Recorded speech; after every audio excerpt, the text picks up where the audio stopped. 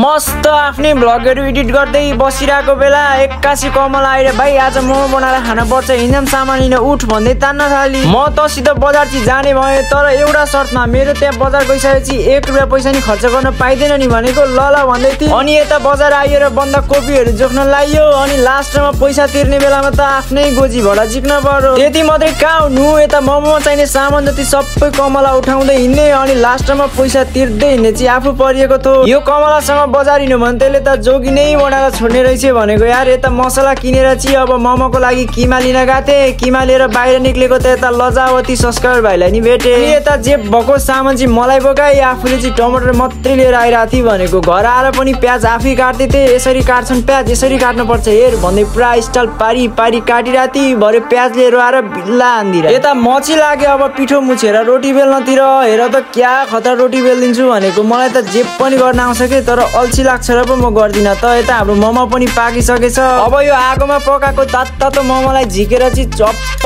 चोबेर first bite हान्न पर्यो भनेर खाना खोजेको त हाम्रो सोल्टीले क्या हेर्दिरा। अब सोल्टीले मोमो देखेर घुटुक्क थुक्न लिसकेपछि सोल्टीलाई नि दिनै पर्यो। सोल्टीलाई दिएर अर्को बाइट खाएको दामी बाटो भनेको। यो लङ भिडियो आइसकेको छ गएर फुल भिडियो नि हेर्नु होला। Thanks for watching guys.